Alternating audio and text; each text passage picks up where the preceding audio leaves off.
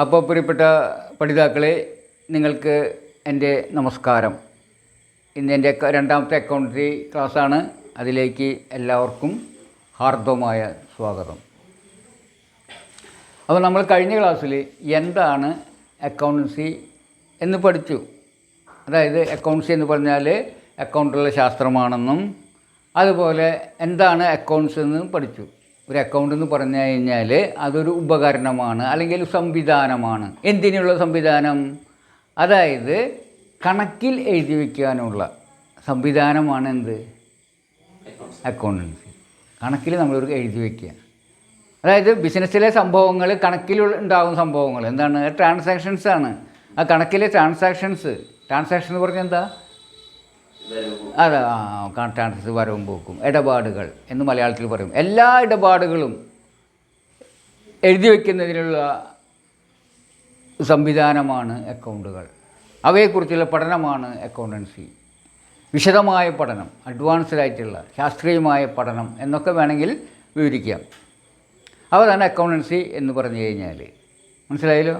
അപ്പോൾ നമ്മളിപ്പോൾ അതിൽ നമുക്ക് ഈ അക്കൗണ്ടൻസി തുടർന്ന് വിശദമായിട്ട് മനസ്സിലാകണമെങ്കിൽ അതിൽ പ്രത്യേക പദപ്രയോഗങ്ങളുണ്ട്. അവയെക്കുറിച്ച് നമുക്കൊരു നല്ലൊരു ധാരണ ഉണ്ടാവണം. അപ്പോഴാണ് അക്കൗണ്ടൻസി നമുക്ക് നല്ല രീതിയിൽ മനസ്സിലാക്കാൻ പറ്റുക. മനസ്സിലായേ? എന്താണ് അത് ട്രാൻസാക്ഷൻ എന്താണ്, അസറ്റ് എന്താണ്, ലയബിലിറ്റി എന്താണ് എന്നൊക്കെ നമ്മൾ വളരെ വ്യക്തമായിട്ട് മനസ്സിലാക്കിയിരിക്കണം. എങ്കിലാണ് അക്കൗണ്ടൻസി വളരെ എളുപ്പം നമുക്ക് മനസ്സിലാക്കാനായിട്ട് സാധിക്കുള്ളൂ. ആ ഉദാഹരണമായിട്ട് പറയാം. നമ്മൾ എന്താണ് ട്രാൻസാക്ഷൻ എന്നുള്ളത്. ഒന്ന് ട്രാൻസാക്ഷൻ എന്താണെന്ന് ചോദിച്ചാൽ എന്താ ഉത്തരം പറയുക? ട്രാൻസാക്ഷൻ എന്ന് പറഞ്ഞു കഴിഞ്ഞാൽ പറയാൻ പറ്റുമോ? അതായത് ഇടപാട് അല്ലെങ്കിൽ ക്രയവിക്രയം. എന്താണ് ക്രയവിക്രയം? രണ്ട് ഭാഗമുണ്ട് അതിന്. ആ കേൾക്കുമ്പോൾ തന്നെ അറിയാം. ഒരു ക്രയവും വിക്രയവുമുണ്ട്. അപ്പോൾ എന്താണ് ക്രയവിക്രയം എന്ന് പറഞ്ഞാൽ? ഒരു വാങ്ങലും കൊടുക്കലുമുണ്ട്. എന്താണ് അർത്ഥം? ഒരു വാങ്ങലും ഒരു കൊടുക്കലും. ഉദാഹരണമായിട്ട് ഞാനൊരു കടയിൽ പോയി 1 കിലോ ആപ്പിളോ അല്ലെങ്കിൽ 1 കിലോ പഴമോ മേടിക്കുകയാണെന്ന് വിചാരിക്കുക. സപ്പോസ് 1 കിലോ ആപ്പിൾ ഞാൻ വാങ്ങിക്കുന്നു. എന്താ വില ചോദിച്ചപ്പോൾ പറഞ്ഞു 120 രൂപ എന്ന് പറഞ്ഞു. എന്താണ് 1 കിലോ വാക്കാൻ പറഞ്ഞു? 1 കിലോ ആപ്പിൾ എടുക്കുമോ? ആൾ എനിക്ക് 1 കിലോ ആപ്പിൾ തന്നു. ഞാൻ ആൾക്ക് 120 രൂപ കൊടുത്തു. നമ്മൾ ആ കടക്കാരൻ്റെ ഭാഗത്തു നിന്ന് ഒന്ന് ചിന്തിക്കുക. കടക്കാരൻ്റെ ഭാഗത്തു നിന്ന് ഒന്ന് ചിന്തിക്കുക. കടക്കാരനെ സംബന്ധിച്ചും ഒരു ഇടപാട് നടന്നു, അഥവാ ഒരു ക്രയവിക്രയം നടന്നു. എന്താണ് ആ ക്രയവിക്രയം? അതാ ഇടപാട് അഥവാ ട്രാൻസാക്ഷൻ എന്താണ്? അതായത് ആളെ സംബന്ധിച്ച് അയാൾ അദ്ദേഹത്തിൻ്റെ കൈവശം എന്ത് കിട്ടി? 120 രൂപ കിട്ടി. പകരം 120 രൂപയ്ക്ക് തുല്യമായ ആപ്പിളുകൾ അയാൾക്ക് നഷ്ടപ്പെട്ടു. ആ കടക്കാരൻ നഷ്ടപ്പെട്ടു. ആ ബിസിനസ്സുകാരനെ സംബന്ധിച്ച് അയാൾക്ക് 120 രൂപ കയ്യിലേക്ക് വന്നു, 120 സാധനം പോയി. അപ്പോൾ ഒന്ന് വന്നു, ഒന്ന് പോയി. അപ്പോൾ ഒരു വരവും പോക്കും അതിൽ നടന്നു, ഒരു ക്രയവും വിക്രയവും നടന്നു. ഇതിനെയാണ് നമ്മൾ എന്തെന്ന് പറയുക? ട്രാൻസാക്ഷൻ. അതിനാ പറയുക നമ്മൾ ട്രാൻസാക്ഷൻ. ഒരു ക്രയവും വിക്രയവും നടക്കുമ്പോൾ അതിനെ ട്രാൻസാക്ഷൻ എന്ന് പറയുന്നു. ഈ ഒരു ബിസിനസ് എന്ന് പറഞ്ഞാൽ അനേകം ക്രയവിക്രയങ്ങളുടെ എന്താണ്? ഒരു മാല എന്ന് വേണമെങ്കിൽ പറയാം. അത് പൂമാല എങ്ങനെ ഉണ്ടാകുന്നത്? അത് പൂക്കളെടുത്തുകൊണ്ട് കെട്ടി ഒരു പൂമാലയാവുന്നത് പോലെ, ഒരു മുത്തുമാല ഉണ്ടാവുന്ന പോലെ, മുത്തുകൾ കുറേ ചേർത്ത് ഒരു മുത്തുമാല ആവുന്നത് പോലെയാണത്. കുറേ ട്രാൻസാക്ഷൻ എന്ന മുത്തുകൾ ചേർന്ന് കുറേ എണ്ണം കൂടിച്ചേരുമ്പോൾ അതിൻ്റെ ഒരു എന്തുണ്ടാവും? സഞ്ചയം. ഒരു ട്രാൻസാക്ഷനിൽ ഒരു സഞ്ചയം എന്ന് വേണമെങ്കിൽ പറയാം. ഇതാണ് ഒരു ബിസിനസ്. അപ്പോൾ എല്ലാ ട്രാൻസാക്ഷൻസും റെക്കോർഡ് ചെയ്ത് കഴിഞ്ഞാൽ ബിസിനസ്സിൻ്റെ എന്ത് റെക്കോർഡായി എന്ന് പറയാം? രേഖപ്പെടുത്തി കഴിഞ്ഞാൽ ബിസിനസ് മുഴുവൻ രേഖപ്പെടുത്തിയ ഇത് കാണാം. ബിസിനസ്സിൻ്റെ മൊത്തം കണക്ക് കിട്ടുന്നു അറിയാം. എന്ന് വെച്ചാൽ പണത്തിലുള്ള ഇടപാടുകൾ നമ്മൾ അതിൽ രേഖപ്പെടുത്തും. ഒരാൾ വന്നിട്ട് കടക്കാരനെ നിൻ്റെ സാധനം മോശം നമ്മൾ ചീത്ത വിളിച്ചാൽ അത് നമുക്ക് റെക്കോർഡ് ചെയ്യേണ്ട കാര്യമില്ല. എന്താ കാരണം? അത് പണത്തിലെ ഇടപാടാണോ? അല്ല. അത് രേഖപ്പെടുത്തേണ്ട. ബിസിനസ്സിൽ ഉള്ള ഇടപാടുകൾ പണത്തിലുള്ള ഇടപാടുകൾ ആണ് രേഖപ്പെടുത്തേണ്ടത്. ആ രേഖപ്പെടുത്തുന്ന ഒരു സംവിധാനമാണ് അക്കൗണ്ട്സ് എന്ന് നമ്മൾ പഠിച്ചു. അപ്പോൾ അതിനെ കൃത്യമായിട്ട് അവർക്ക് ഒരു ധാരണ ഉണ്ടാക്കാൻ അത്യാവശ്യമായ ചില ടേംസാണ് പഠിക്കാൻ പോകുന്നത് എന്ന് പറഞ്ഞു. അതിലൊരു ടേമാണ് ട്രാൻസാക്ഷൻ. അതെന്താണെന്ന് വ്യക്തമായല്ലോ. ഇനി നമുക്ക് പഠിക്കാനുള്ളത് എന്താണ് അസറ്റ് എന്നുള്ളതാണ്. എന്താണ് അസറ്റ് എന്നുള്ളത്? എന്താണ് അസറ്റ് എന്നുള്ളത് ഒന്ന് സാമാന്യമായി കാറ്റാറി വെച്ച് പറയാൻ പറ്റുമോ? എന്താണ് അസറ്റ്? ഒരു വസ്തു അല്ലേ, ക്യാഷാക്കി മാറ്റാൻ പറ്റുന്ന ഏതൊരു വസ്തുവും എന്തായിട്ട് കരുതും നമ്മൾ ബിസിനസ്സിൽ? അസറ്റായിട്ട് കരുതും. അത് ഈവൻ തൊടാൻ പറ്റണമെന്നും പോലും ഇല്ല. ഒന്ന് തൊടാൻ പറ്റുകയോ കാണാൻ പറ്റുകയോ വേണമെന്നില്ല. അത് കാണാൻ പറ്റാത്ത എങ്ങനെ അസറ്റാവുന്ന ഒരു ചോദ്യം നമുക്ക് മുന്നിൽ ഉയരും. കാണാൻ പറ്റാത്ത എങ്ങനെ അസറ്റാവുക? തൊടാൻ പറ്റാത്ത സാധനം എങ്ങനെ അസറ്റാവുക? ഏതൊരു ആസ്തിയും നമുക്ക് തൊടാൻ പറ്റില്ലേ എന്നൊരു ചോദ്യം നിങ്ങൾ മുന്നിൽ ഉയരും. അത് സ്വാഭാവികമാണ്. അങ്ങനെ ഉയരണം. ചിന്തിക്കുന്ന ഒരാൾക്ക് അങ്ങനെ ഉയരണം. അവരുടെ മനസ്സിൽ അങ്ങനെ ഒരു ചിന്ത ഉണ്ടാവണം. തൊടാൻ പറ്റാത്ത ഒരു അസറ്റ് ആവൂ, അല്ലെങ്കിൽ കാണാൻ പറ്റാത്തൊന്നും അസറ്റ് ആവൂ? നോക്കാം നമുക്ക്. അപ്പോൾ അസറ്റ് എന്ന് പറഞ്ഞാൽ എന്താണ്? പണമാകാം. ക്യാഷ് എൻ്റെ കയ്യിൽ ക്യാഷ് ഉണ്ടെങ്കിൽ, ഒരു 10,000 രൂപ ക്യാഷ് ഉണ്ടെങ്കിൽ ഞാൻ പറയും എൻ്റെ കയ്യിൽ 10,000 വരെ ക്യാഷ് ഉണ്ട്, അതൊരു അസറ്റാണ്. ഇനി 10,000 രൂപ ബാങ്കിലുണ്ടെങ്കിലും അസറ്റാണ്. കാരണം എന്താ? അത് ബാങ്കിൽ പോയിട്ട് എടുത്താൽ ക്യാഷാക്കാൻ പറ്റും. എൻ്റെ കയ്യിൽ ഇപ്പോൾ കുറേ ഗുഡ്സ് ഇരിക്കുന്നുണ്ട്, അത് വിറ്റാൽ എനിക്ക് ക്യാഷാക്കാം. അപ്പോൾ ആ ഗുഡ്സും അസറ്റാണ്. എൻ്റെ ഒരു കാറുണ്ട്, അത് വിറ്റാൽ ക്യാഷാക്കാം, അത് അസറ്റാണ്. എനിക്ക് ലാൻഡ് ആൻഡ് ബിൽഡിംഗ് ഉണ്ട്, അത് വിറ്റാൽ ക്യാഷാക്കാം, അത് അസറ്റാണ്. ക്യാഷാക്കി മാറ്റാൻ പറ്റുന്ന ഏതൊന്നിനെയും എന്തെന്ന് വിളിക്കാം? ബിസിനസ്സിൽ അസറ്റ് എന്ന് വിളിക്കാം. അതുപോലെ അസറ്റിനെ tangible asset and intangible asset എന്നൊന്നും ചിലപ്പം പറയും. എന്താണ് ടാഞ്ചിബിൾ അസറ്റ്? തൊട്ടറിയാൻ പറ്റുന്ന ഒരു ഉദാഹരണം പറഞ്ഞേ. ക്യാഷ് നമുക്ക് തൊടാം അല്ലേ? Yes, very good. കാരണം എന്താ വെച്ചാൽ ക്യാഷ് ഒരു തൊടാൻ പറ്റുന്ന അസറ്റാണ്, ടാഞ്ചിബിൾ അസറ്റാണ്. അതേപോലെ തന്നെ ഫർണിച്ചർ ഒരു ടാഞ്ചിബിൾ അസറ്റാണ് അല്ലേ? പ്ലാന്റ് ആൻഡ് മെഷീനറി തൊടാം അല്ലേ? ടാഞ്ചിബിൾ അസറ്റാണ്. അപ്പോൾ ടാഞ്ചിബിൾ അസറ്റിന് ഉദാഹരണമാണത്. ഈവൻ അതായത് നമ്മുടെ ശരീരവും മനസ്സും പോലെയാണെന്ത്? Tangible and intangible asset. ശരീരം തൊടാൻ പറ്റില്ലോ, എന്നാൽ മനസ്സ് തൊടാൻ പറ്റുമോ? എന്നാൽ മനസ്സില്ലാത്തതാണെന്ന് പറയാൻ പറ്റുമോ? മനസ്സില്ലാത്തതെന്ന് പറയാൻ പറ്റില്ല അല്ലേ? നമ്മൾ മനസ്സിലാകുന്നത് കൊണ്ട് തന്നെ മനസ്സിലുള്ളത് കൊണ്ടാണ്. അല്ലെങ്കിൽ ഞാൻ മനസ്സിലായി എന്നൊരു ചോദ്യം തന്നെ ചോദിക്കേണ്ട കാര്യമില്ലേ? മനസ്സിലായി ഞാൻ ചോദിക്കില്ല, എന്താ അർത്ഥം? മനസ്സില്ലെങ്കിൽ മനസ്സുള്ളത് കൊണ്ടാണ് മനസ്സിലാവുന്നത്, അതില്ലെങ്കിൽ മനസ്സിലാവില്ലേ അല്ലേ? അപ്പോൾ ഒരു ഇൻടാഞ്ചിബിൾ അസറ്റ് എന്ന് പറഞ്ഞു കഴിഞ്ഞാൽ മനസ്സ് പോലെ ഒന്നാൽ ഉള്ളതാണ് താനും. ഒരു ഉദാഹരണം പറയാൻ പറ്റുമോ എന്ന് ചോദിച്ചാൽ പറ്റുമോ? ഇൻടാഞ്ചിബിൾ അസറ്റിന് ഗുഡ് വിൽ. എന്താണ് ഗുഡ് വിൽ? പ്രശസ്തി മൂല്യം എന്ന് മലയാളത്തിൽ പറയും. അതിന് കടക്ക് സ്ഥാപനത്തിനൊരു പേരുണ്ട്. ആ പേരിനെ എനിക്ക് വിറ്റ് കാശാക്കാമെങ്കിൽ, ഇപ്പോൾ ഞാനിപ്പോൾ ഒരു കട നടത്തുന്നു, എൻ്റെ കടയ്ക്ക് അപ്പോൾ ഞാനൊരു ഹോട്ടൽ നടത്തുകയാണ്. എൻ്റെ ഹോട്ടലിൽ എന്ന് വെച്ചാൽ അവിടെ അതേപോലത്തെ പല ഹോട്ടലുണ്ടെങ്കിലും എൻ്റെ ഹോട്ടലിലാണ് ഏറ്റവും അധികം ആളുകൾ കൂടി കയറുന്നത്. കാരണം അതിൻ്റെ രുചി അവിടെ ഫേമസാണ്. അപ്പോൾ ആ രുചി ഫേമസ് ആയതുകൊണ്ട് എൻ്റെ ഹോട്ടലിൽ ആളുകൾ കൂടുതൽ കയറുന്നു, മറ്റുള്ളവർക്ക് 3-4 ഇരട്ടി കച്ചവടമുണ്ട്. അപ്പോൾ നിങ്ങൾ നോക്കുക, നിങ്ങളൊരു എൻ്റെ ഹോട്ടൽ വാങ്ങിക്കാൻ ഉദ്ദേശിക്കുന്നു, അതുപോലെ വേറെ ഹോട്ടലുണ്ട്, എല്ലാം മറ്റുള്ള ഹോട്ടലിൽ ഒരു 10 ലക്ഷം തരാമെന്ന് പറയുന്നു. നിങ്ങൾക്ക് എൻ്റെ ഹോട്ടൽ നടത്തുന്നതായിരിക്കും നല്ലത്, മറ്റുള്ളവർ ഏതെങ്കിലും ഹോട്ടൽ മേടിക്കുന്നതായിരിക്കും മെച്ചം. കാരണം എൻ്റെ ഹോട്ടലായിരിക്കും. കാരണം എന്താണെന്ന് എനിക്ക് അവിടെ എല്ലാവരും കയറും. അപ്പോൾ ആ ഹോട്ടലിൽ പെട്ടെന്ന് ഒരാൾ മേടിക്കുകയാണെങ്കിൽ അവിടെ കച്ചവടം കൂടുതൽ നടക്കും. അപ്പോൾ നിങ്ങൾക്ക് എൻ്റെ ആ പേരിന് നിങ്ങളൊരു പൈസ ഇറക്കാൻ തയ്യാറാവുമല്ലോ. എനിക്ക് 10 ലക്ഷത്തിനാണ് എൻ്റെ അതേ നിലവാരത്തിൽ അതേ ആസ്തികളൊരു ബിസിനസ്സിന് നിങ്ങൾ വാങ്ങുന്നതെങ്കിൽ അതിനേക്കാൾ എൻ്റെ സ്ഥാപനം വാങ്ങിക്കാൻ എന്തുകൊണ്ട് തയ്യാറാണെന്ന് വെച്ചാൽ അതിൻ്റെ പേര്. നിങ്ങളൊരു 12 ലക്ഷത്തിന് വാങ്ങിക്കാൻ തയ്യാറാവുന്നെങ്കിൽ അതെന്തിനു വരുന്ന പൈസയാണ്? എൻ്റെ പേര് ഹോട്ടലിൻ്റെ പേരിന് നൽകുന്ന പൈസയാണ്. ആ 2 ലക്ഷം എന്നുള്ളത് അതിൻ്റെ ഗുഡ് വില്ലിൻ്റെ വിലയെന്ന് പറയും. മനസ്സിലായോ? അപ്പോൾ ആ ഗുഡ് വില്ല് എനിക്ക് പൈസയാക്കാമെങ്കിൽ അത് അത് എന്താണത്?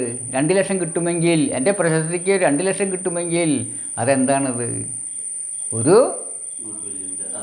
ആസ്തിയാണെന്ന് പറയാം. ആസ്തി തൊടാൻ പറ്റാത്തതാണ്. അത് ടാഞ്ചിബിൾ അല്ല, ഇൻടാഞ്ചിബിളാണ്. ഇൻടാഞ്ചിബിൾ അസറ്റാണ് അല്ലേ?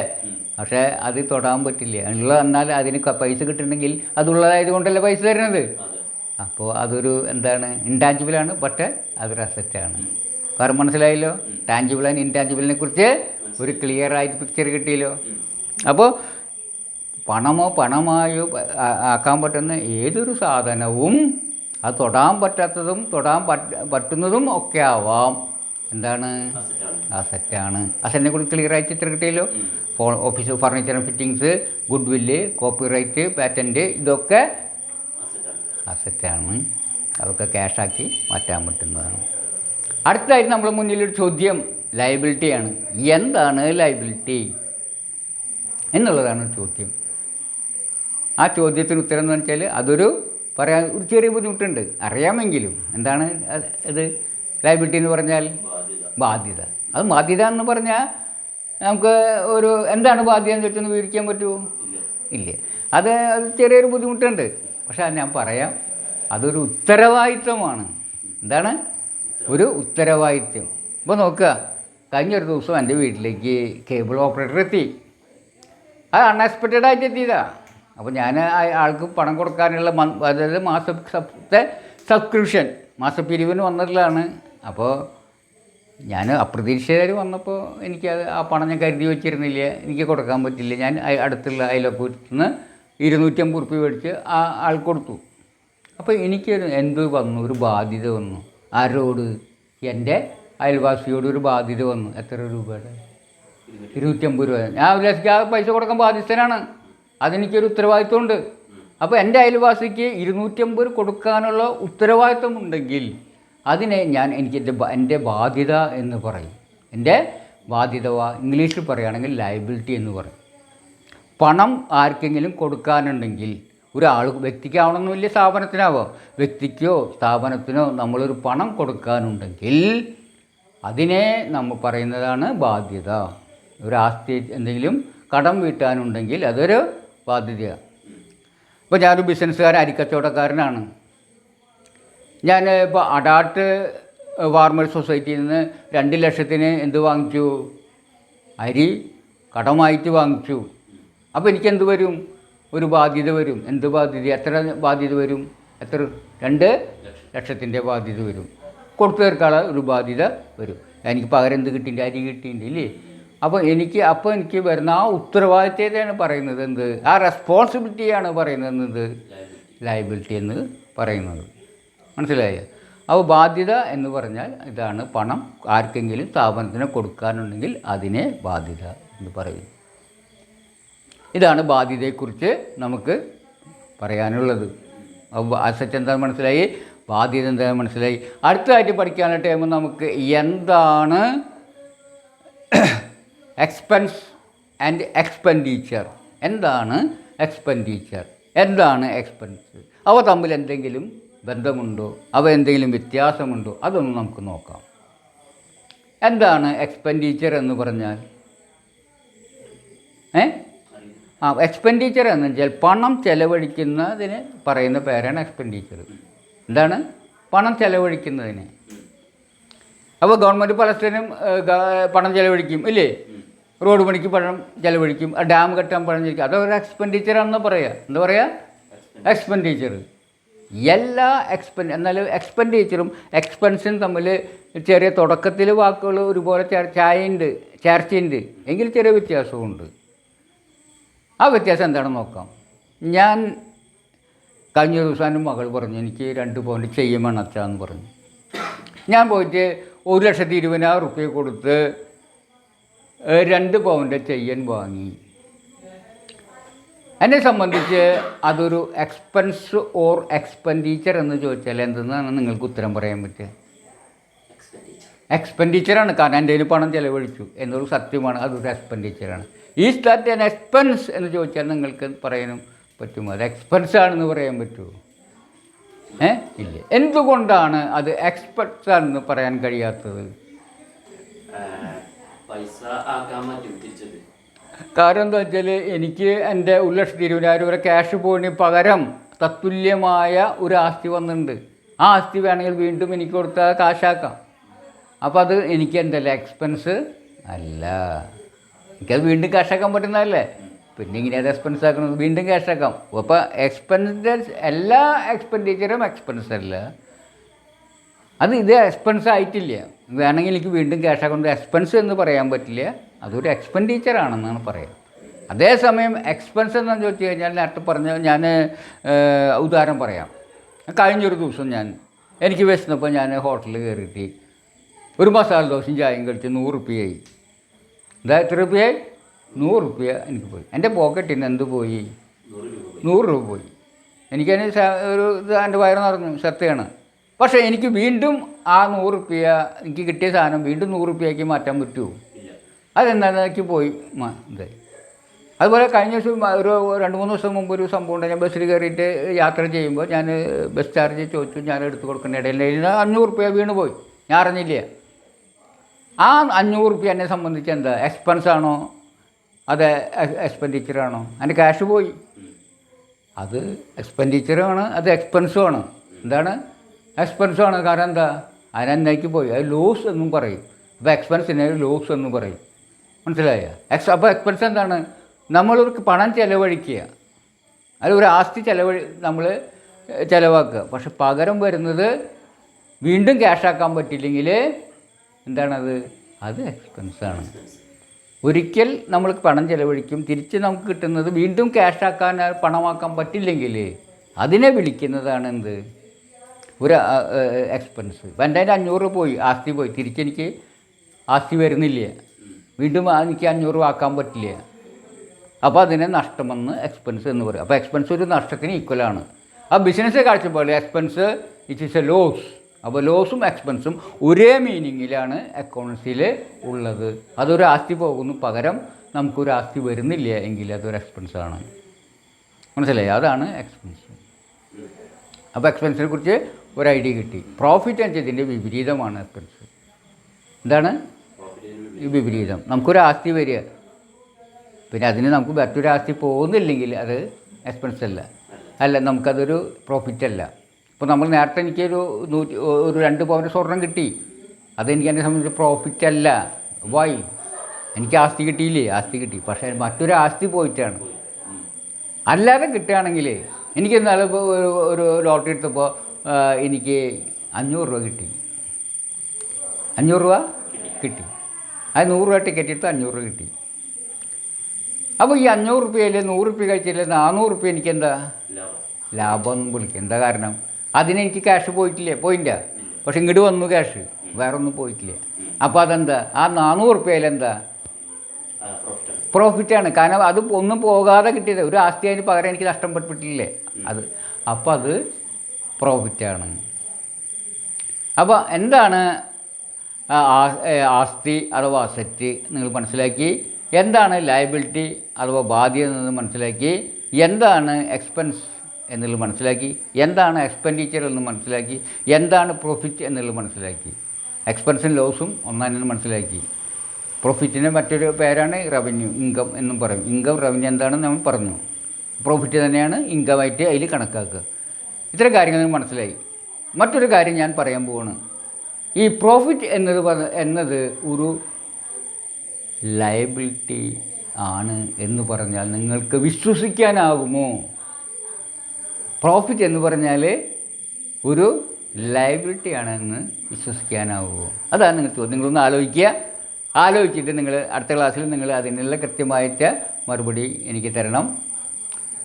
അപ്പോൾ നമുക്ക് ഇന്നത്തെ അല്പം നേരം വൈകിപ്പോയി. ഇന്നത്തെ ക്ലാസ് നമുക്ക് തൽക്കാലം ഇവിടെ നിർത്താം.